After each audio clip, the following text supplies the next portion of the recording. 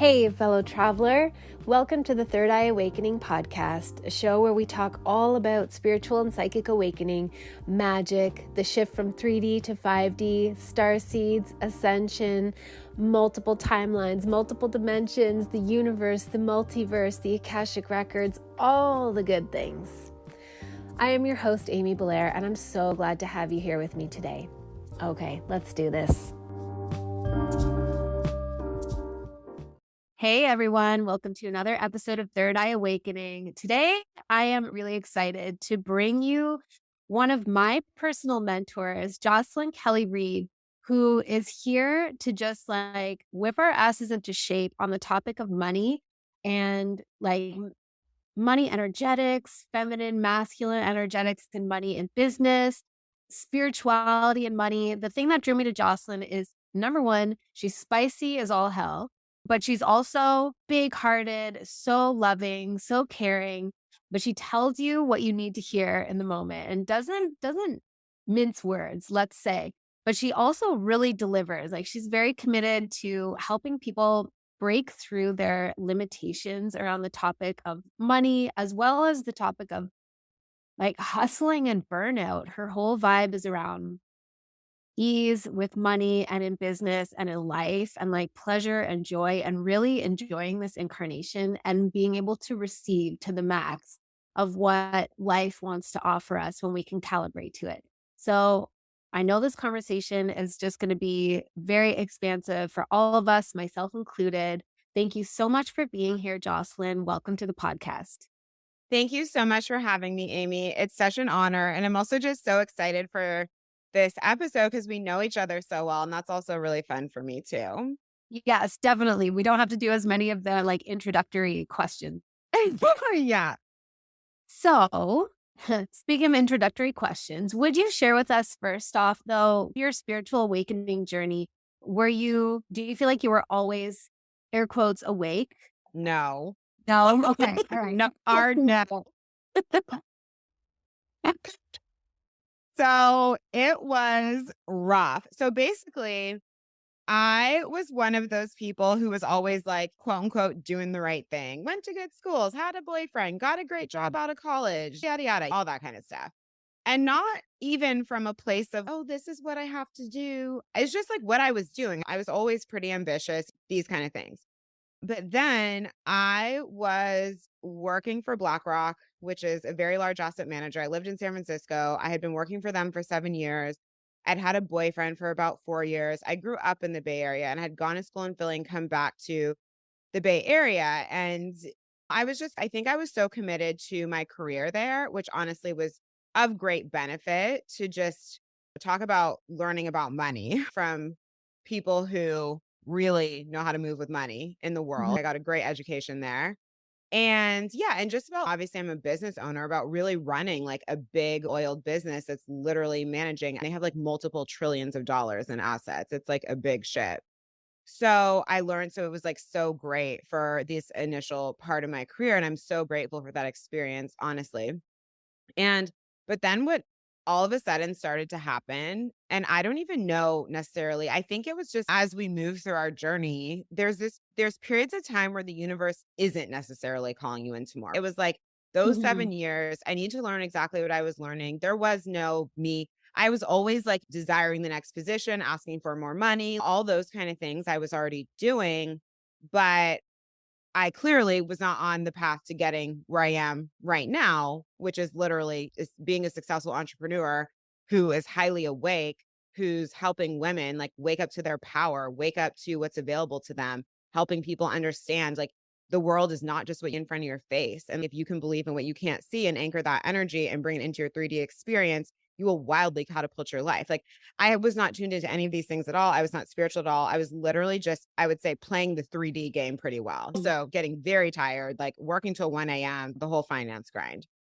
And all of a sudden, I was traveling a lot. I always hated the weather in San Francisco. Still do. Now I live in New York. Even though it gets cold in New York, it's seasons. It's very different. It's not just 60 all the time. And so I was traveling all the time. And I decided to break up with my boyfriend because I didn't want to marry him.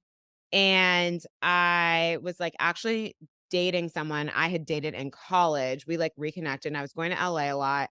And I just started to continuously get this feeling like I don't want to be here anymore. And I'd gone on a trip to New York and I literally brought bed bugs back. Remember the whole bed bug craze? From my hotel in New York to my place in San Francisco. And I had to do this like steam treatment. They figured out they were only in my bedroom. There was none in the rest of our apartment because I had roommates.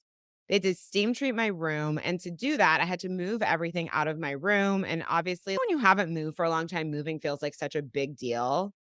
It is a big deal, but It's yeah, a I big know. deal anyway, Yeah. but I think I had these like, for some reason, there was a lot more fear around, like, changing my life, for example, than I would have now Mm. because I've done it a lot more now. But anyway, I basically had to move every single thing out of my bedroom, and I was sleeping on our sofa, and I remember I saw this thing on Instagram back when, like, infographics were a thing, and you answered all these questions, and they told you which arrow to follow, and one of the questions was, "Are you happy?" And I realized my intuitive answer was no, and I was like, "What?" Okay. First of all, isn't it funny? This is what I had to do to realize I wasn't happy. I was like, "Oh my god, I'm not happy." I was like, "Okay, something needs to change." And I remember that night I decided that I was moving to LA and I told my roommates and I told my parents that I was gonna be moving to LA in 6 months because I just wanted to like, build up my money a little bit more and then move. And I had no idea what door that was gonna open.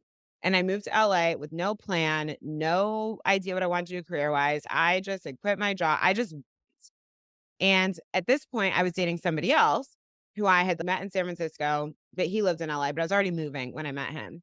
And little did I know he was going to be the ticket to a really potent and honestly like scary awakening. And we started dating, but it was like I still don't know. Like it was beyond a trauma bond. There was some kind of karmic thing going on between us, absolutely. Mm. And it was up and down for 5 years. And he opened the door to all the trauma that I didn't know was there. Honestly, I was so codependent with him. He became like a point of obsession, almost like the way that I don't know, someone else is addicted to drugs. I was emotionally addicted to him. And then I started having really intense awakening experiences. I was having dreams of all white light. I started audibly hearing voices. I would have premonition dreams about what he was going to do inside of our quote unquote relationship, more like situationship, the whole way through, which he did every single one of those things, including his engagement to the person that he's with now. I dreamt about years before it happened. And I then became basically addicted to psychics because I was addicted to him and then also having my own psychic awakening and just not understanding at all that I was even having an awakening or that I was really being called to step far more deeply into my own psychic gifts and knowing because truthfully, I dreamt about every step of this relationship all along. So you would have thought that I would see the ending and be like, "Oh, cool, he's not my person, but he's part of my awakening."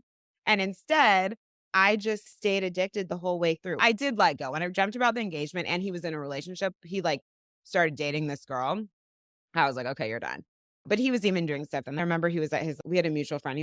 They had started dating and he like reached out to me from his best friend's wedding. You know what I mean? I had to finally be like, okay, no. Yeah. And that's all fine. But this went on for a long time. I financially destroyed myself because obviously I was not making finance money anymore.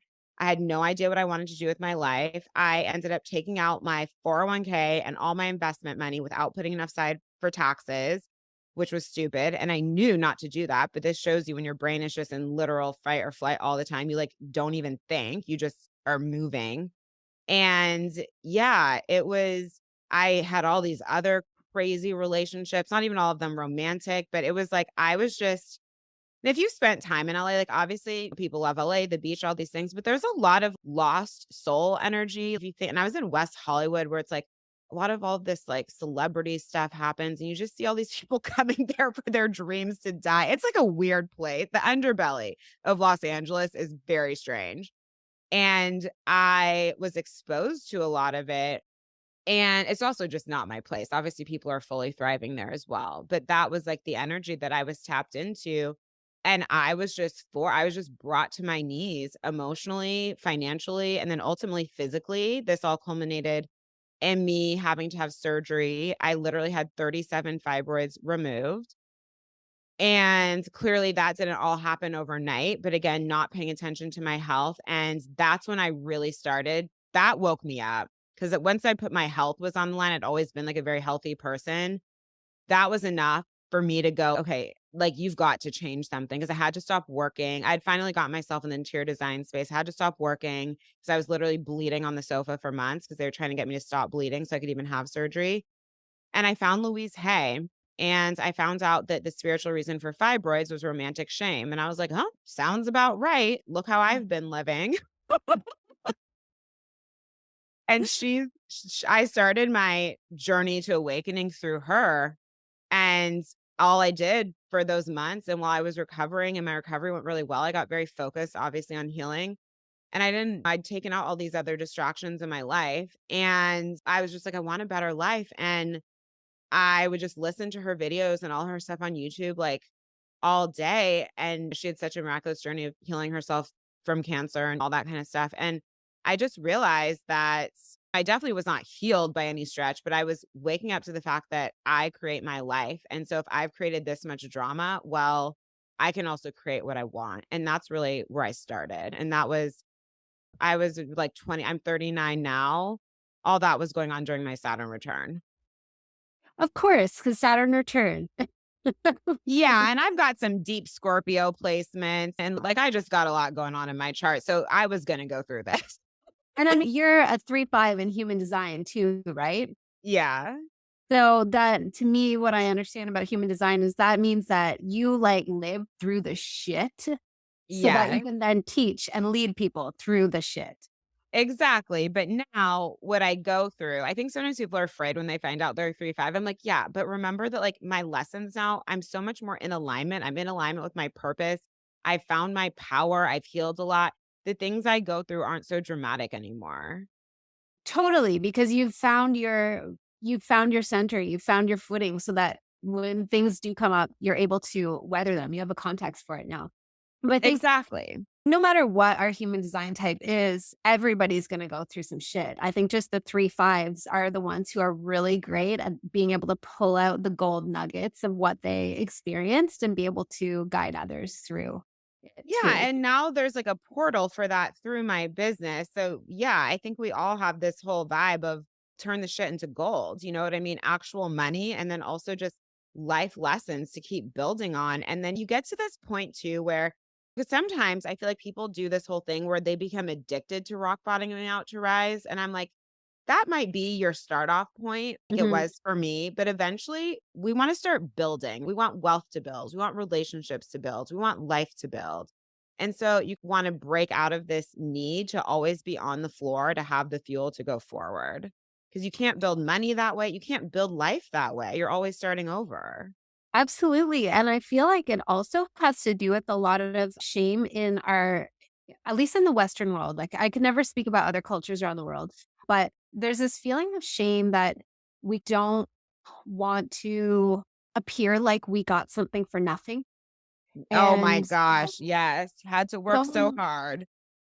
yeah, exactly. So I think that also spills into people spiraling and rock bottoming out or going through, like, unnecessarily huge dramas in order to get to the next level, but so that they can say, "Yeah, but see what I went through? Like, I deserve it. I earned it." And I think it's really like a self-protection, sort of trauma response defense mechanism to make sure that nobody can point the finger at them and say, like, "You're privileged and you're whatever, you don't deserve what you had." And I think that it's a bummer because we don't I agree with you. There is a point where after we've lived through our Saturn returns and our various intense situations, it's not that it's gonna be rainbows and unicorns forevermore, but it's just like, also we get to mature into a state of grace where we can handle the shit that comes our way, and we don't need it to use it to feed our stories about, like, how this makes us more deserving now, or we were less deserving before we went through hard things. And also the media has showcased a lot of this hero's journey vibe. And it's true. A lot of very successful people did have very rough starts. That's fine. I just told mine. But again, doesn't need to be all she wrote.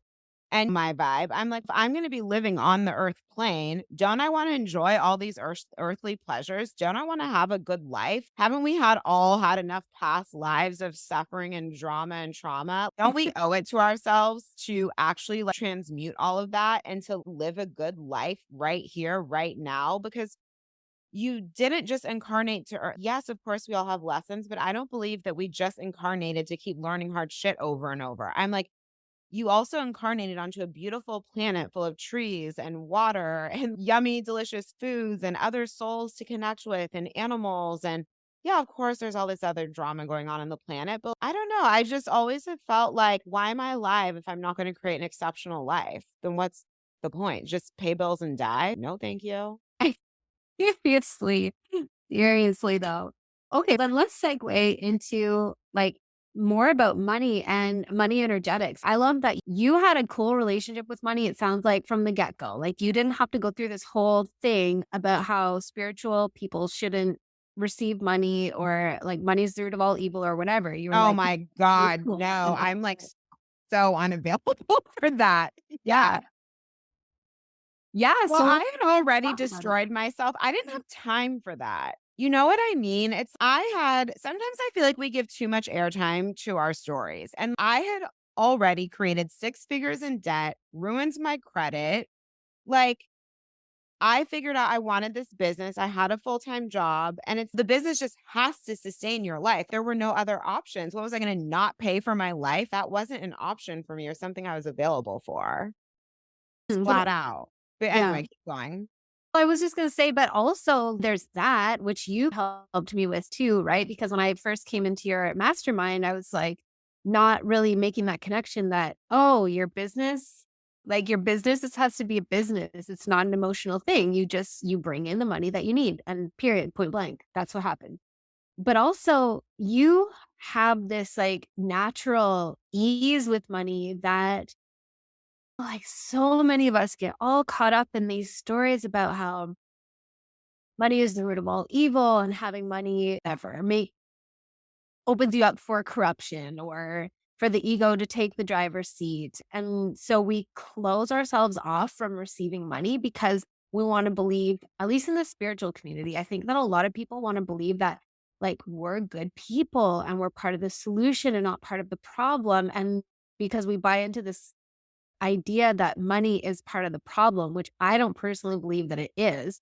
But then we hold ourselves in this state of poverty. And you, it sounds like you've never been there.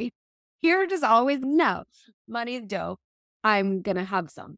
Yeah, but obviously I did not have a good relationship with money for a while. But you mean since I started my business?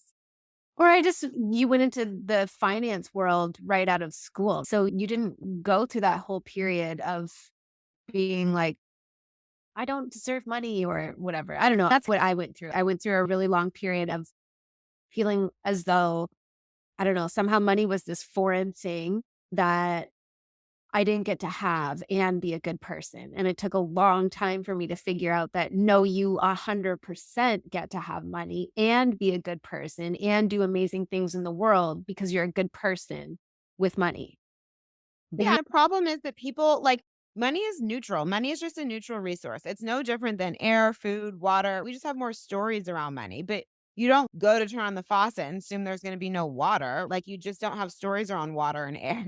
But what's yeah, happened is in the like our basically like I always the connection point I draw is that money's just responsive to power, period. No matter whether you are like the most heart-led person in the world or someone who's not doing great things in the world, money isn't really, oh, you're good, you're bad, obviously.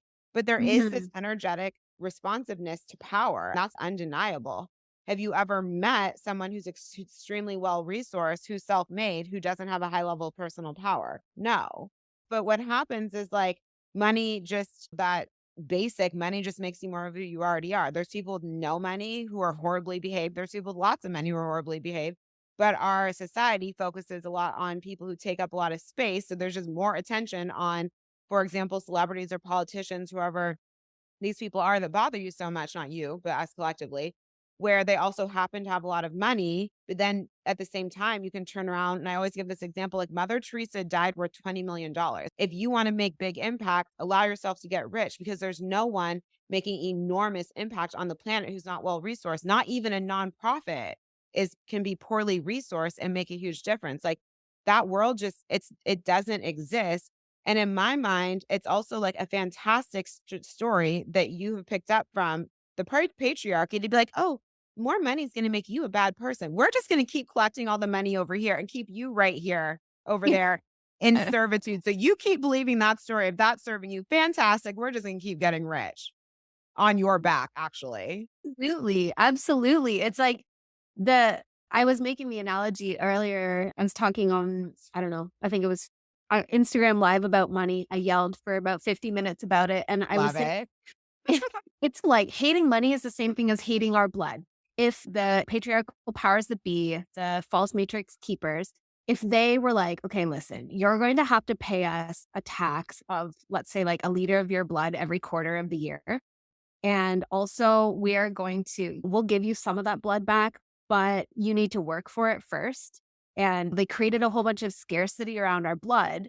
Then we would, to hate our blood would be a crippling thing to do. It's actually like the thing that we want to resist is not money, it is the stories around money that keep us feeling disempowered and, yeah, keep us playing small, being small, acting small in the world. And there are a lot of trauma frequencies that are connected with that. And I understand that it's a hard journey for people to move from the place of being like super disempowered and plump into those stories to a place of feeling empowered. But people like you lead us there, which is amazing. And so maybe we could talk about quantum leaping. So creating wild results in business and life through learning to play in the quantum field, because I know a lot of people who are emancipating themselves from their negative money stories are one of the things that holds us back often is the feeling of, yeah, but I have so much debt right now. I feel There's so so much far lack to of go. scarcity. Yeah. Yeah. And that was your journey too. So can you speak to what you learned about quantum leaping? Yeah, and I carried a lot of this as well because, for example, I started my business at the end of 2019. Now it's mid 2022. And I immediately saw in our space, I'm like, wow, there's all these like 20 somethings who've already become millionaires and all of this stuff. What the hell was I doing? I'm in my mid 30s, or I think it could be easy for people to tell that story around relationship. Oh my God, I haven't called in the person by 35. They must not exist. Something's wrong. And it's like what I learned is, or like the way I went into it is, okay, whatever, it doesn't matter. I obviously need to learn all the things that I learned. And I'm a really potent teacher because of what I have experienced. Because of my story was like, I worked in finance and then I started a business and then I made lots of money. What is the journey? You have to be able to actually walk people through the journey. So I realized the potency of my story. And then I was just like, okay, that's fine. I'll just do it faster. Mm, And it's all quantum leaping is what you thought would take 5 years takes 5 months. What you thought would take 3 years takes 3 months. And I am highly spiritual and connected. And what I saw immediately, I didn't go in going, "Okay, I'm just going to quantum leap my money." I came into the business because I wanted the business and I wanted to help people. And I knew I had a lot of debt, but I was like, I'm still going to do what's required because I want to quit my job. So like I want to grow. So I immediately and always have like hired high level coaching, et cetera, got myself into programs, et cetera, focused on my healing. And I always knew that support was required. And obviously, like a lot of trauma comes up for us. We don't know what we don't know in the world of business, no matter how much money you're making. That's a real thing. Like the people doing the most or receiving the most are always the ones who are always learning. And I had that mindset anyway. And I just started investing in myself. And I did start making money in my business really quickly. Like, and I think so it was my first 13K month was 60 days in, my first six figure or I'm sorry, 30K month was 6 months in. I'd hit 50K months by the end of year one. And then my first 100K revenue month was at the end of year two. And now I'm doing six figure cash months. So that's fast, where I'm in my third year now. And so first it was just like, okay, I'm excited. I want to go. I have to pay for my life. And also, I value my energy and my time and my wisdom. I don't enjoy the experience. I'd already been burnt out in the corporate world enough times, exhausted, gone through a health crisis. Like, I was just like unavailable for that. And receiving money is an energetic exchange for the work. And that has to feel good for me. Just we want to receive back in our relationships. Like, everything is just a figure eight energy, so we don't want to be too heavily tilted in one way or the other. We're giving too much and under receiving, or not feeling or charging also an insane amount of money and then not offering any value. That's not a vibe. So I realized I was good at money, even though I'd seemingly been bad at money for a while. I was like, "Oh, you do know how to do this." And beyond that, what was happening is like the money was also coming in response to me stepping into what I'm actually supposed to do on this planet. Yes. And the universe is, thank God, holy Jesus, 5 years later, she hears us. Here we are. And so then I just started to realize, okay, it doesn't matter if so and so started in their 20s or whatever. You're just going to do it faster. And not from a place of like burnout or overworking, but just from a place of alignment and really prioritizing, for example, my healing, really prioritizing running a smart and scalable business where you don't burn out, where you don't trade all your time for money, where there is a client journey, there is all these different ways for people to come play. I knew it was the power of my voice that brings people forward. Okay, cool. For example, inside my marketing, or my promotional space, I'm going to focus on my voice, right? Obviously, this is why I have a podcast, like leveraging my natural talent. Like you just get smarter and smarter. And also, I've always really focused on, okay, anything that's holding us back is not ours, right? It's something we picked up from society. It's something we picked up from our family. It's a generational story we're still carrying around, or it's from a past life. So if we clear all those energetic imprints, what we're left with, and this is obviously a journey that goes on forever, but but it can happen very quickly. Like I call even people like you, like this quantum healers, like what we do. And I know you're in Fempire, but like in Feminine Magic and Money, which is very much quantum healing, quantum manifestation. It's like we're in a new era of healing where you don't need to go sit in therapy for 10 years. It's like you can work through something in a couple months and like very quickly and receive very rapidly on the other side. I was like, this is all real because I just started to realize how real it was through doing it myself. And then also really having my CEO hat on around running the business. And I just kept bringing what I know to be true really powerfully to my audience and not holding back. And even when I was scared, going forward anyway, because like the only reason we don't do anything is because of fear. And fear we already know is a liar. So if you just walk straight into it, you're going to get over yourself a lot faster and receive more. And it's like I learned to stop hesitating in life. And we hesitate Mhm. a lot. And when you stop hesitating, you receive a lot more and you show yourself that you can. Totally. Like, case in point, my wonderful partner, he's such a gifted massage therapist and he's been doing it for years, but he's starting to really feel the wear and tear on his body. And we've been together for 7 years now. And I've been hearing him talk literally since we got together about moving out of massage therapy into something else, and he is Hmm. hesitating 7 years later, and he's still feeling it in his body, and a lot like, more and more, and I feel like a lot of people do that. A lot of people really get stuck in hesitation, as you're saying, and the I think what you said about fear and not being held back by that is really powerful because sometimes I think when we're very confident on the outside, people can look and assume that we don't feel those fears or internal self doubt or whatever.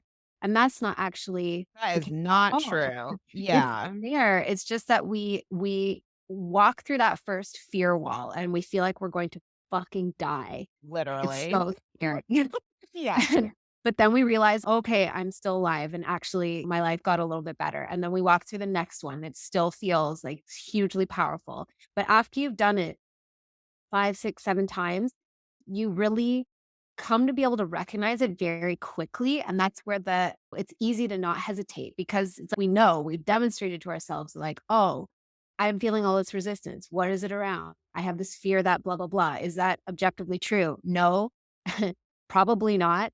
How can I be sure? Just by doing it and seeing what happens. And when I do it, usually things get really good on the other side. But so I think that the things that have really lent you to grow so quickly in your business, there are a few things. Number one is that you lead with a lot of confidence. And I don't know if this is your astrological makeup or you just cultivated it over time, but I think you said like you're an Aries, Sagittarius, Scorpio combination, right? So you're like, Yeah, I'm an Aries Sun, Sag Moon, Scorpio rising. yes, there's lots of intensity and fire and movement in there. But you're very confident and willing to claim what's yours. When you said that you value yourself and your time and your energy and your wisdom, I think that's really amazing. That's a place where a lot of people get set back. And it's so important for us to be willing to claim that, to be willing to claim those gifts. And then also, you're amazing at packaging up services to be like it's easy for your audience to connect to your services and your message and translate it and understand it. I just feel like you have an extra special genius around that. Thank you. I am a And business coach. I better be good yeah, at it. right? Yeah. And the other thing is that you've been so willing to commit to your healing journey, as you were saying about like the different things that hold us back. They aren't necessarily ours. They're inherited either like through the programming of just being alive right now in the false matrix, or their lineage or ancestral things, or they are past life things, whatever. But being in your mastermind, I know that you really believe in this, in Mhm. in the power of being present through different explorative modalities with our trauma essentially, and Mhm. being able to alchemize it and watch the external shifts happen on the other side. We can't really dance around our trauma and keep it Yeah. encapsulated and expect our lives to be full expression of all that we possibly can be. We have I to completely agree. And I feel, yes, I'm confident, but it's so funny because God, if you had met me years ago, Amy, I don't know how you would have perceived me.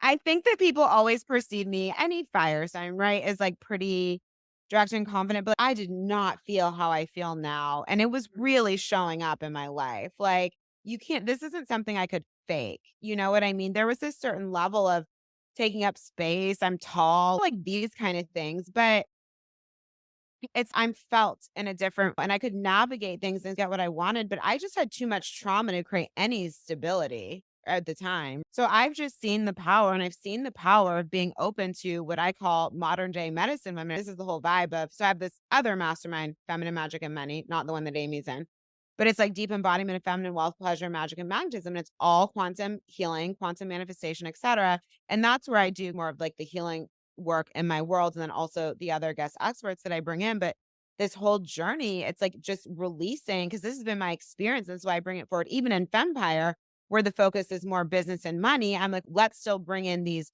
pieces, because I'd be lying if I said this was not a huge piece of my quantum leap. So of course I'm going to bring to my clients what I saw work for me and work so fast. That's what is so wild to me. I'm like, oh, it doesn't have to take 10 years. You can work through this like right now. And it's not in an effort to bypass anything that comes up, for sure. Anything that comes up for me, but this is also part of the speed, right? It's like anything that comes up for me, I get supported on right now. I don't let myself like sit on things.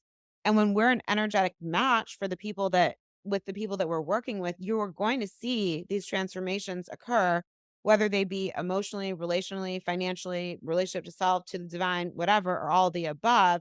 It is going to happen. And because of, I think what's helped me understand these non traditional ways of healing, it could be through the Akashic records, light language, all these things, or just honestly channel gifts, like the way healing comes through for me for this, where I do it in Feminine Magic and Money, is it just channels through me and it works. And so many of my healers, it's been the same. Even though I've done more traditional trauma work, such as breathwork, EMDR, etc., I've also focused a lot on what I call modern day medicine women, and it works. It's worked for me. I'm like living, walking proof. But I also think that through that crazy rock bottom and awakening, I was taught so much about the layers of the field that aren't right in front of your face. Like, how could I skip that? How do I explain my psychic dreams? How do I explain my knowings? How do I explain feeling money before it arrives? How do I explain visions? How do I explain hearing things audibly? Obviously, there's more going on than what we can see. And we get to play in that space, not only just in the awareness of it, but even inside our healing journey. And I think that's a powerful piece that some people are missing, or if they're doing it, they're not walking it out with, okay, cool. And I'm getting support if you have a business with business, or if you desire more money with money. It's, I've always walked everything in tandem, like the healing plus the support around the business and money. And lots of people are really far in one or the other. and they're not walking out both. That's really interesting. So how do you perceive the energetics of that? What is the reason that you do both? Is it because when you're going through a trauma healing, for example, it's going to bring up a lot of emotions that don't feel powerful and they feel like wobbly and scary and really intense. Like what you were saying about how money responds to power, is that why you do it in tandem so that you can really hold your power in the rest of your life while you're also be allowing yourself to feel very raw and vulnerable as you work through a trauma? I just like feeling good. And it's very simple. I went through so long, Amy, of feeling so horrible. I had like level 10 anxiety. I was like emotionally holding on by a thread for so long.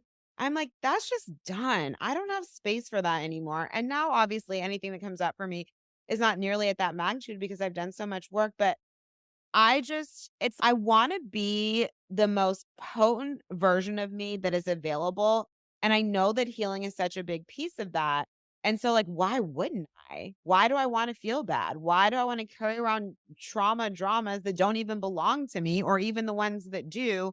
Why do I wanna carry around a bag of rocks when I can be free? Yeah, 100%. And I don't like sitting on stuff, and I know that so much of the energy of experiencing momentum with money, velocity with money, all these things is through having a very clear channel. When your channel is all clogged up with you stressing about money, getting triggered by everybody on the internet, someone said something to you at the grocery store and you think about it for 4 days. You know what I mean? It's like how are you able to be of highest service to your mission? How are you able to be the best way shower for your family? How are you able to represent what you say when you believe in? Because when you're that easily knocked around, you don't have a very high level of personal power. And then you therefore don't have a very clear channel to create from. Because if you think about it, like in the context of business, all of our offers, everything we say on the internet, everything I'm saying on this show, everything I say on my show, it's all coming through the channel. And so it's to me, I feel this responsibility to my audience, to my clients, to myself, to my mission to have my channel and my energetic field be as clear and potent as possible. And so that is only possible if we are continuously shedding everything that keeps it from being clear, which we will know. We don't have to go looking for problems. We just, one, we get in containers, or that's the intention, if that's the desire. And then two, you'll know when something's ready to come up because you're starting to tell stories or you don't feel good. It's pretty straightforward, but do you have the willingness to just get support, lean into it? And I don't want to deal with stuff by myself. It doesn't work. Like, I want the support from someone who can see me in ways that I can't see myself, move forward. And then obviously in the business, I always want to be running a smarter, more aligned, and more successful business that is able to support more and more people without me getting drained and that is continuously showing others what's available. So I want what's on the other side of these things. And I enjoy the process because if you only do things for the outcome, you'll be chasing for the rest of your life. That energy is scarcity driven and it sucks. But if you just love who you're becoming, you love the thrill of, oh my God, this deep thing came up. Oh my God, I moved through it so fast. Oh my God, then I made $10,000. Oh my God, what's happening? You start to love the process. You love who you're becoming. And then you get just so present with life and your own soul and who you are. It's just a juicier way to live. Yeah, absolutely. I agree. And I love what you said about loving the process. I just feeling like there's it's not problems to fix. It's like Oh, to fragments that were hidden that get to come to the surface and we get to be like, oh fuck, that was in there the whole time and this is where this fits. Or actually this isn't mine. I get to let it go. Amazing. And it's more of like a journey of becoming. It's not fixing yourself. yeah. You're just becoming who you're actually here to be all along. And part of the human experience is it's just true. It's part of why our soul incarnates on the planet is to shed the things that didn't get cleaned up in our lineage and prior lifetimes, especially if you're someone like you or me or anyone who'd be listening to this show. This is you. Otherwise, you wouldn't even been drawn over here in the first place. So it is literally just part of why you're here. And then the thing And when too, we avoid it, life stays complicated. yeah, exactly. I was just going to say sometimes we think we need to avoid it because whatever, like I think about my mom's generation and Oh they had gosh. all of these stories about you can't ask for help. Like there's a stigma around asking for help, getting support, whatever. Or there's just this mentality that is passed down from that generation, older generations of keep calm, carry on. Okay, this thing happened. We're just never ever going to look at it ever again and just hope it disappears. But often it turns into a terrible health problem or something. And I think to Exactly. myself frequently about how that whole philosophy is based around like the not wanting to feel bad. So they feel like, oh, this trauma, this terrible thing that happened felt so bad. I never want to look at it again. I never want to revisit it. I just want to carry on and just not finish integrating it. But then what happens is you just spread that pain and discomfort out at an even level throughout the You're duration of your life. everywhere. Yeah, you're just always in discomfort and refusing to look at the source of it when actually when you just look at the source of it, really these days healing does happen so fast. It's so fast. And also, again, why do you want to be? I talk about in the mastermind about having the capacity of a paper straw, where it's, oh my God, I can't handle anything, can't handle anything, can't handle anything. So guess what? Then you can't receive anything ever. Ugh. Also, don't you want to be having the best sex of your life? Don't you want to be making the most money? Don't you want to have the deepest relationships? Don't you want to just feel turned on? The people who avoid things do not get to have any of that. Totally. Or they I have okay, maybe they've, I don't know, married into wealth or whatever, but it's like the draggiest, heaviest fucking vibe of like obligated to the family, or now I have to be like tied into this like a ball and chain because otherwise I don't have a dollar to my name. There's always a drama around it when life was created that way. yeah, absolutely. And it's w- if we don't explore and expand our capacity, as you said, to be able to handle life, so we don't invest in the journey of becoming ourselves, essentially, whether that's healing Literally. or Yeah. whether it's taking courses that we're interested in. It doesn't always have to be hard, painful healing work. Sometimes it No. is. And sometimes it's just following the next cookie crumb of what excites the fuck out of you, even if it seems totally like crazy and irrational and irresponsible according to the outdated paradigms that we were raised in. Yeah. If we're committed to that journey, then wait, where was I going with this? I just If distracted we're myself. committed to the journey of becoming ourselves, and Oh, we yeah. were talking about lack of capacity to handle life through avoidance. That's right. Then what happens is we can receive more, just as you're saying. Whereas if we're trying to always be responsible and not look at the trauma and do it that way, of course, we can't receive more money than what our nervous system is patterned by our childhood to understand as safe. And for some people, that's like the barest drizzle of like never having enough because that's how we grew up. And so our nervous system says, at least I can predict this. It's Yep. not that it feels good, it's predictable. Okay, I'm safe. For others, it's receiving like a lot of money, but then feeling like you have to save it all and you can't spend it on anything. Like we have all these weird, and money's only one thing, like you were saying, like the best sex you've ever had, the best life that you've ever had, like all the joy. When we're not looking at our traumas, even if they seem completely and utterly unrelated to money or any other area of life, those are still causing a contraction in our nervous system that prevents us from being able to dilate and receive fully all that the universe is just like dying to flow to us. The universe is just, please let me give it to you. I have so much goodness, just receive it. And we're like, no, I'm traumatized and contracted and No, scared. I'm traumatized. Literally. Yeah. That's what happened. And it isn't, and this is why it's so important to walk through fear continuously. I remember my first coaching program I invested in, it was like 12K. If you count my debt, I was in the negative. Basically, I had 12K to my name in cash. I didn't pay for it all in cash, I paid for it on a payment plan, but that was still a risky move. I just quit my job. And I Yeah. remember feeling like nearly paralyzed. But of course, what happened? I stepped into 30K months like immediately. And we've just continued to rise from there. And now I can invest in a mastermind that is, I don't know, $60,000 plus, and I'm all good. I don't even think about it. Just as an example of capacity expansion, or even when you're setting boundaries, at first it can feel scary. Then your standards raise, you do it more, they become embodied. And you just receive more when you're willing to. You sometimes do need to ignore your brain because it's not always to your benefit to pay attention. Your brain, yeah, of course, it's like we wouldn't even be able to speak on this podcast without our brain functioning properly, you do need to know, sure, if someone's following you down the street, you need to be able to feel it and respond, etc. But this is so much when we talk about feminine wisdom, intuition, body wisdom, all of these things that we were taught not to believe in. It's those are the breadcrumbs that take you to the places and through the decisions that are going to change your life. But you have to learn to listen the first time and not outsource to your brain. So it's like what usually happens to most people is they feel the pull.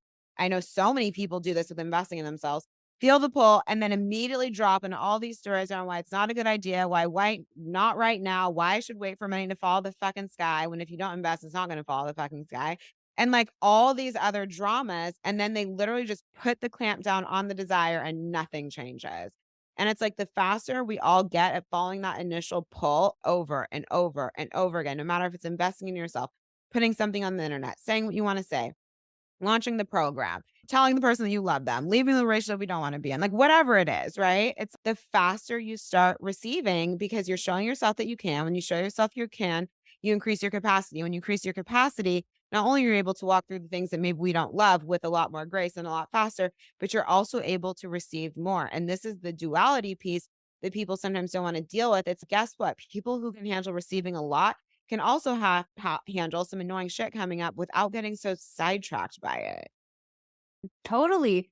And as you were talking about that, I was thinking this is really what it comes down to is a balance between the feminine and the masculine energetics of the feminine intuitive hit that is guiding you to invest in the program or speak on the internet, tell somebody that you love them, leave the relationship, would make the dietary change, move across the continent, whatever it is, right? It's the feminine intuition that is guiding you. So we have to be open and receive that intuition. But then the masculine principle is taking the aligned action based on that. You can't just wait for money to fall from the sky because if that were the way that it works, we would all be rich. But Everybody would be rich. it's Yeah. not what happens. Like we have to take the step in the direction that we want to go. And also, I'll just say, at least for me, that there was a little bit of a delay at the beginning where I took the action of leaving my midwifery job and going into business. And I had a really great first month, and then the second month, I was like, "Oh god," like, it's like, You're like, "Well, what just happened? what have I done? Where's the money coming from?" And I kinda collapsed my energy for it took, like, a pretty much a year of ups and downs to be able to stabilize out of that. So for some of us, it is a slower journey, and it isn't always that you make the investment and then money just rains down from the sky instantaneously. For some of us, it is. For some of us, it isn't. There's nothing wrong with you if it isn't. It just means that you maybe process your traumas more slowly, which is fine. But always when, at least this is what I've found, and I'm assuming you found the same thing. When you listen to that intuitive hit, that feminine intuitive hit, and then you take the aligned action out of your masculine, it leads you to a life improvement, whether it is incremental or it is a quantum leap. It leads you to an all around improvement in all areas of your life. Like the end. And yeah, people are at different readiness places when they come. So, for example, in the case of investing, if someone's not done a day of work on their trauma, that's got to, then the work's primarily going to be around that a lot of the time before they can receive a ton on the other side. If someone's done a decent amount of work already, they're going to be able to land, for example, the businessy things faster. I like to bring it all into all my spaces so we have support everywhere. But I also think a lot of what people do, which is why they don't see sometimes what they want to receive on the other side quickly, is they don't catch themselves on the other side of the investment. But I just made the investment magic. I'm like, no. Like when we talk about the masculine, you have to catch yourself on the other side of the investment. So now the coach is saying, okay, let's go do these things. Did you actually do them? Not you, but did you do them consistently? We don't need to do everything everybody says. But what I also see is some people are much more coachable than others. Like some people just hear it, they run, they go, and those people tend to get the fastest results and they Yeah. like stay in the game. And if they do have a power drop, they bring forward, okay, here's what's coming up for you. And they're willing to work through the power drop quickly without being so attached to it. So we do have need to have this willingness to be coachable. We do have to have this willingness to like change things that aren't working, optimize things that are, build on things that are. And then we also have a willingness to be like, am I actually willing to let go of this story quickly? Or is it If not, what in you keeps wanting to hold on to this story so badly? You know what I mean? Because in some ways it's serving us. And you're right. And like sometimes like it can feel so, so, so, and then boom, you quantum leap. There's so many, I've watched it happen so many ways, but you're always getting exactly what you need in the right time. And we don't want to have a flip floppy feminine energy with that. We're just like, whatever, it just is what it is. No, you also need to call on your own divine masculine to meet yourself on the other side of your big moves and actually show up for the big move. You know what I mean? We actually have to build the business. We actually have to do new things. It's not just moving the money is a piece of it. And for, I would say all of us, it's a big activation point, but then we've got to continue the energy. Absolutely. It's if we were talking in more conventional terms, it would be like deciding that you're going to apply to a university program and getting into the university program that let's say you want to become an orthopedic surgeon Yeah. and you pay all the money that you either sign up for the payment installment or you pay in full. It would be like just not going to class and Literally. you know, and Exactly. then be like, "Well, I paid for the diploma or whatever it is, and the skills, so I should just have them now." It's not like that. It's No, basically what you're doing is deciding to embark on this path, and it is up to you to move your right foot and take that step, and then move your left foot and take the next step, and your right foot again, and just keep taking the steps, keep walking. yeah, and I'm always like, just keep walking day by day by day by day. And imagine if you walk every day, where you're going to be a year from now, especially when you have support. And then also, I have something else I've seen with people is we take bigger risks when we know we have the safety net of. I can't imagine having this business without support, meaning support through my team and also the spaces that I'm invested in for my own growth. You're way more likely to keep taking keep making big moves when you have a space of support to fall back on so that as you wobble because you're human, we can get back up faster, right? And when if you try to lone wolf the journey, you're not going to get there. Or it's going to be really painful and take a really long time. Yeah, and just feel really lonely and full of Yeah. self-doubt and spinning out and spiraling on that self-doubt. And yeah, it's wonderful to have support containers where you can just go and bring your weird self-doubt thing that's coming up and then just have other people reflect back to you, "Hey, that's a story. And remember, you're fucking badass and you're amazing and all this." And it's just so much easier. You just snap out So of it. much easier. Oh, and sometimes we just need to be witnessed in it too. Like we Yeah. just need somebody else to hear what we're feeling, even if it's not objectively true. And then when we feel heard, we can just feel like, oh, I figured my own shit out. Totally. That happens. And sometimes I know this can come up a lot. I see a lot with business and money. We're in patterns that we don't realize we're in. And then your mentor reflects back to you like, hey, this is a pattern we keep playing out. Do we want to move into a higher level pattern? Because Yes, a lot of what keeps us back isn't, some of it we're aware of, but a lot of it we're not. Because if you already knew, you'd do something about it. We are not going to be able to ever fully see ourselves 100% on our own. totally. And some of our stories feel So so real. objectively real. And Yeah. it's like some I know I do. I have We some all do stories that it. I hear them and I'm like, I know this is a story, but it feels like a fact. Yeah. And because I keep getting reinforcement from this beautiful holographic environment we live in that keeps like being like, oh, this is what you believe. Let me reflect it to you so you can see it. But then it makes it feel really real. And so it is also such a huge game changer to have somebody that like support either spaces, groups, one-to-one coaching or mentorship, whatever it is, where you can bring that story and call yourself out on it, but just keep repeatedly laying it there and knowing that you're washing it away, you're eroding it every time that you do. And you get the reminder from somebody that, like, this is a story. It's not objectively true. You don't need to play into it. It's just so helpful. Yeah. 100%. And we move faster. And this is part of the speed is having the support. I certainly, we all do. And I do think that we're meant to be in community. And it's not just who's living directly around us. This is definitely it comes up in our growth. It comes up in our businesses. It comes up everywhere. It does.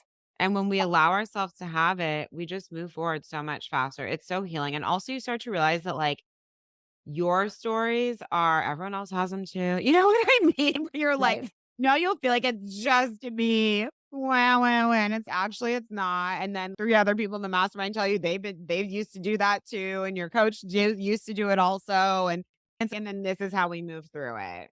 Mhm. It is how we move through it so much faster, as you're saying.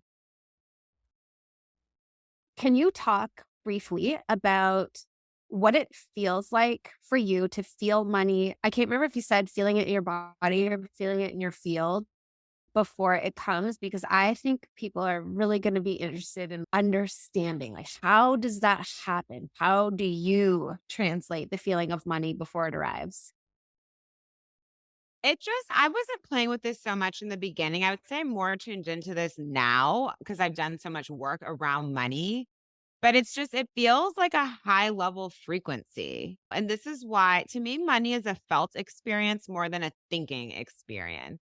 And haven't you had this at certain places where you just feel these like higher level codes coming in, or after a healing session or whatever it is? And like, I just know. It's just annoying. But what I think it is like, this is a result of having done so much of the work, right? Where you're so tuned in, you feel what's on the way to you before it gets here. So to me, like it just feels like a frequency. What's an example I always give of, okay, cool. Why don't you think about how you felt in a shitty trauma bonded relationship versus how you feel in a really healthy, thriving one? That's a frequency difference. The way that Mhm. you feel with no money in the bank versus the way you feel with 500 grand in the bank, that's a felt frequency difference. And so lots of times it's like we get to do the work to activate that frequency with, I always say everything's energy first, frequency first. So when you feel the frequency first, then you're naturally led to the actions, the places, the people, the strategies, whatever it is that help align your 3D reality with the frequency of what you want. So to me, it always just feels like a big feeling, or I'll practice, for example, whatever, I don't know, money I'm desiring or months I'm anchoring into my business, just like feeling them. And then when it feels solid, or if I feel like a little wobbly, and then I just like, bring it back into my body. Anything to me that I can feel in my body like feels true. And those are the things that always transpire, because when we've actually coded it into our body, it's like it's real now. And I do believe the body is the portal to manifestation. And this is why it's so important to clear these energetic imprints from our field so that we can receive more. And it's also no big shocker to me that the more powerful we get with manifestation, the more in our bodies we are, the more peaceful you feel within your body. And yeah, I think for me, it's just this culmination, it's this result of how deep I've been willing to go around clearing scarcity patterns to where feeling things is easy now, like feeling good things, feeling things on the way versus just feeling what anxiety and fear. Yeah, I resonate with that a lot, and that was how I really turned around my money situation too, but what worked for me first was the love and partnership situation, and the way that I went about it was basically I created a lot of drama in my romantic life, and it got to a point where it was so uncomfortable. It was so uncomfortable that I was like, "I'm done. Like, I'm done. I'm not available." Very similarly to what you're describing about with money. I am just not available to be in this drama anymore. And if that means being single, so be it. Like I'm not stressed about it anymore. It's fine. I'm happy to be by myself. And then I invented this imaginary boyfriend because I still wanted companionship. So I would just imagine that there was somebody riding shotgun with me in the car, and I would turn up the tunes and just sing it and pretend that he was there singing it with me. And I would pretend that he was sitting beside me at the table at family functions, like all the times where I always felt sad about not having a partner. And then I would imagine him cuddling with me, being the big spoon at night. And I would feel it like it was so real because I was like, seriously, I am not dating anybody ever again unless it's like this good. Like I could just be in love. I don't need the person. I can just be in love. Yeah. And then it was like within 3 months, I met my partner, Alex, and I felt it in my field before I met him, but I Yeah. was at that point, I was so unattached to the outcome that I was like, "Cool, if I meet somebody, great, and if I don't, literally, I'm fine." But it works the same way with money. It took me a few more years to figure that out, but it's Usually we're very stronger in one area or the other first. That's yeah. what I've seen, but they're very connected energetically, Yeah, because like the it's way also that they work. It's the same kind of thing. It's like feeling in your body and your nervous system how you would feel if you have the thing without needing the thing to be there, and feeling Yeah. so that it's so real that it like satiates you. And you just don't codependently need the thing. And then the thing can come because you've already, it's like vibrationally feathering your own nest. Totally. And like you drop the scarcity pattern because that need energy is the scarcity that's keeping it from coming. Totally. Okay, so switching gears a little bit, I would love to just out of my own curiosity ask you if you resonate with being a galactic or a star seed or having Atlantean connection, Lemurian connection, if you resonate with having angelic energy or dragon energy or any of those things. And if so, what do you connect with? How do you see your bigger self, the part of you that incarnated into this beautiful Jocelyn life to have a seriously potent and powerful mission on earth? I never went about it like that, like looking for it, but I have had a lot of highly spiritual women in my field as clients. And they would always reflect back to me like, oh, you're channeling Lemurian codes, you're channeling this, you're channeling that. And so I always thought it was interesting, but it was never something that I looked for. But I've had like specific experiences. Like when I listened to that book, Bringers of the Dawn by Barbara, what's her last name? Barbara Marciniak? Marciniak. Yeah. I felt like I had a crazy energetic, like, awakening and coming home, and that was all about the Pleiadians, right? And so and I remember I went to Hawaii last summer with my family, and I didn't even know that Hawaii had Lemurian energy, but I knew when I was there, I was like, "Oh, this is Lemurian energy," and it was, like, just a knowing and a fact that was not researched at all, and again, I had this other level of, like, energetic coming home, and it makes sense for right, because my whole brand is, like, yummy, feel good, life gets to be better and better, like, I'm very much on the Lemurian frequency, even if I wasn't doing it on purpose, and then I was listening to this podcast episode, and I remember what was she talking about? She was like someone was talking who was an expert on Lemuria, was talking about Lemurian codes in Hawaii, and I was like, "Oh, that makes sense." So I would say that it's not something I've sought out, but it's definitely these energies are like in my field. But I just more focus on what wants to come through my channel that feels just true to me. That's super cool. And I know you've referred to yourself as a money witch before, and I love that. I don't know. Have you ever seen this show? It's an anime movie called Spirited Away. No. Okay, it's on Netflix. It's so weird and so good. I highly recommend it.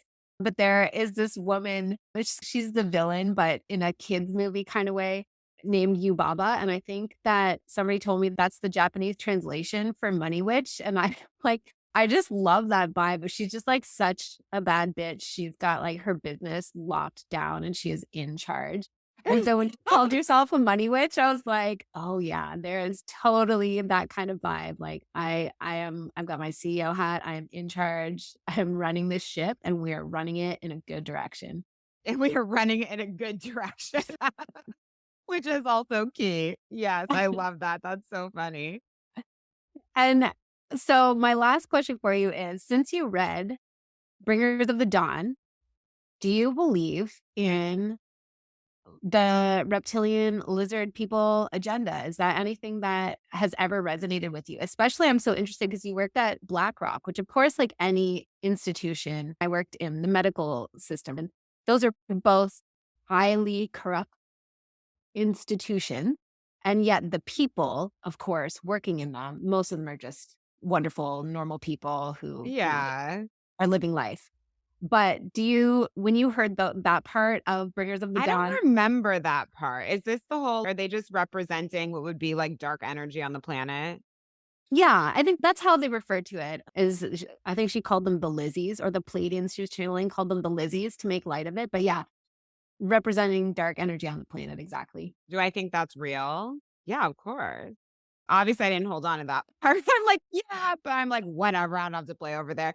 Yeah, did I feel that at BlackRock? No, it's just, like, smart people who know how to make money. You know what I mean? I never and also Mhm. I was treated well. Are Yeah. there crazy things that happen in the finance world?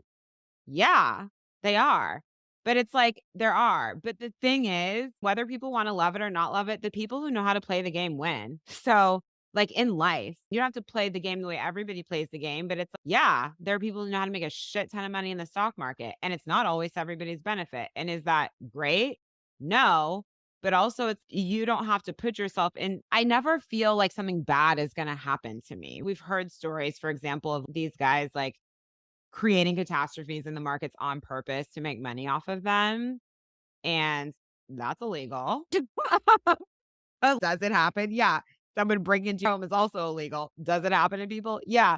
But I don't know. I guess I just don't attach to it that much. And it's so then I'm like, okay, that's nice. But also, for example, in the case of the stock market, I'm always going to make like long-term diversified investments anyway. And it's like the market's always going to come back. It's always going to be fine. Or I don't know. So I believe in these things, but I don't we saw a lot of this with COVID, for example. Like, I did not have, like, my panties in a bunch around COVID. Like, everyone was, like, losing their mind and dying over their, like, concept of what could happen. This virus can kill all of us. Did I feel that way? No. I was like, "This is gonna pass." This is being, like, highly dramatized on purpose by the government. People made a shit ton of money off of it, and now they're like, "Oh, just kidding, you're all fine." That's what I knew that was gonna happen. But, yeah, are there energies like that? I'm not saying COVID wasn't real. I'm just saying the amount of fear that was put into people around it, the amount of money that went to certain medical institutions because of it, which was allowed because people were put in fear on purpose. Yeah, people wanted to cash out on it, always planned to all along, and they did, they always do. But it's like when we have awareness around it, to me, we don't have to fall into I do think those energies are there, but I don't feel victim to them. Does that make sense? Yeah, it totally makes sense. I'm personally in a very similar place where in 2020, I did spin out on it a little bit because I learned a lot of things that I didn't previously know. I was a little naive. But since then, I've gotten to a place where I'm like, yeah, they're here. And the thing is that those dark energies, for most of us, the only way that they actually can affect us is to stir up those fear frequencies that we have, like you were saying with COVID, but also in an earlier part of our discussion, we were just talking about how we have these fear walls and they hold us back. And so they inject a current of energy into various like fear frequencies and get people very locked into the sort of looping feedback mechanism of the external matrix where they're constantly in a state of reaction to those things and then they don't make powerful big moves in their lives. And the antidote to And then me, they literally make money off of you on yeah, purpose. exactly, exactly. And you just stay feeling small and pretty much like miserable to like maybe at best low key content for the duration of your life. Whereas the Yeah. antidote is to step through those fear walls, call the bluff of your fear, and keep making the big power moves. And the more you do that, you bring your power back into yourself and then you just don't feel victimized to it. You can coexist with it and not feel like you have to be the savior and fix it all, or that you even have to you're playing your own game of chess. You're not playing chess with them anymore. Yeah, and I always just say you can live around the matrix and not be like of it. Like, cool, I pay Mhm. taxes. There's certain things I do. Am I interested in going to jail? No. Do I want that kind of drama in my life? No. Of course I'm going to pay taxes. I'm going to optimize my taxes to pay as little as possible legally. Yes, also that. But I just in my day to day, I don't let this stuff take over my life. It's always going to be here in some capacity. Yeah, we're in a great awakening, but it's not gonna like it's going to be complete in our lifetime. This isn't the nature of the 3D plane. So if you need everything to be okay across the world stage for you to be okay, guess what? You're never going to be okay. And your life is just going to feel dramatic and doesn't need to. It's like, why can't you handle the fact that there are there's people who don't give a shit. They'll do whatever it takes to like to me, right? We're about feel good money. We're about making money, changing the world. But there's people who are going to make money doing harm to the world specifically. That's their choice. But if there's more people who are focused on doing good things that empower the planet, well, those people start taking up a lot more space. But if those people keep thinking money is the problem, the people take up all the space are the people that you don't like. You know what I mean? We just got to be like, cool, the matrix is here and I'm going to rise to meet it in my power. Not that I need to spend my time fighting it, but just I'm going to opt out and I'm going to help other people opt out and then everyone who does that starts taking up a lot more space to where like those quote unquote dark energies that be, they just get smaller because people wake the fuck up and stop playing their game. They can't do what they do if everybody doesn't willingly play. Absolutely. You have to be subscribed in order to Literally, that's how it works. Like, it can't work if you don't play. And that's why the people who are all along, like, whatever, just went on about their lives, building their business. My first year of my business was 2020. I'm not saying it wasn't stressful. There were definitely parts that were stressful and like the isolation and like all of that, but I just never bought into it. I was like, why are you guys teaching everyone the world is going to end over a glorified flu? Are you serious? Are people really listening to this? I'm not saying people don't get sick and die. Of course they do. But they did end before this also. I'm not saying that we should encourage that, you know what I mean, or not care. Of course we care. But the level of heightened emotion around it is crazy. And now for them to be like, oh, just kidding. Even if you have COVID, you don't need to isolate. You don't need to stay at home. Everything's fine. What changed? Yeah, that's How the do big you question. explain that? And I don't even think the people who are so bought in are even thinking to go, if their stance has changed this wildly, like nothing actually changed. They just told you it's okay now because they want you at work. Yeah. No. Because what they didn't realize was that everybody was going to start protesting about work and that they were going to be igniting the great resignation. And now no one wants to go to their prisons anymore to work anymore. Oh my gosh, I didn't even think of that aspect. Like how many people were like, "Oh, hooray. I don't think people I'm gonna start an online business and make more money than I was before." And all of a sudden, actually, my hairstylist was saying the other day that she can't get anybody to work for her. No one wants to work. Yeah. I crack up when I read these articles, the great resignation. Now they're having this whole thing about quiet quitting. Just like people doing the bare minimum and companies don't like it. I'm like, why do they need to do more for you? What are you offering to them? There's no world of the pension plan. There's no world like you just try to emotionally manipulate people into feeling loyal to you. Meanwhile, you would drop them tomorrow. In fact, you dropped a ton of them in 2020 when it wasn't convenient for you anymore. People aren't dumb. Mhm. So I love the part they didn't think through, which is this. And now they don't know what to do because there's more jobs than ever and nobody wants to go to work. And I'm like, "Well, there you go. That's what you get. Stop injecting people with fear. They're not, at a certain point, they're not stupid anymore."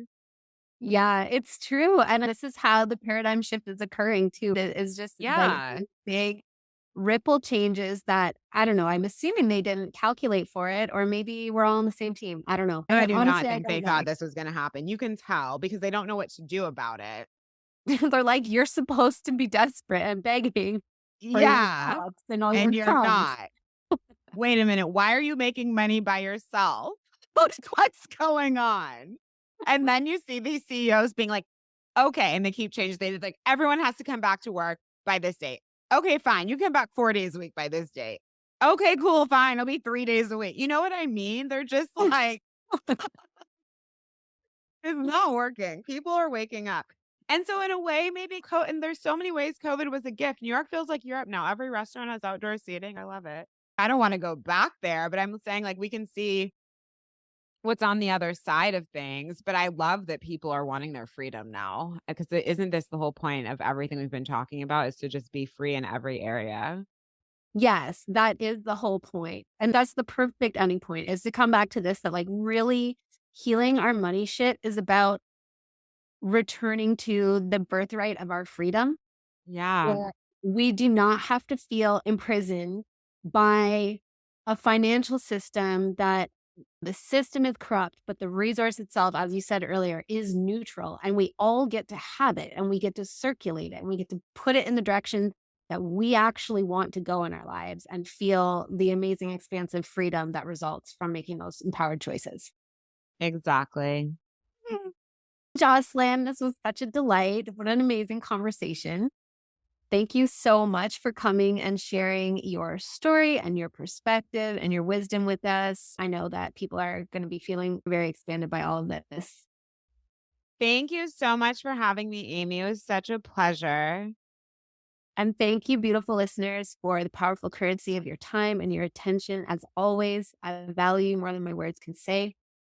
Have a beautiful day or night wherever you are, and I'll catch you on the next episode. Hey, my beautiful friend. Thank you so much for listening to this episode of Third Eye Awakening.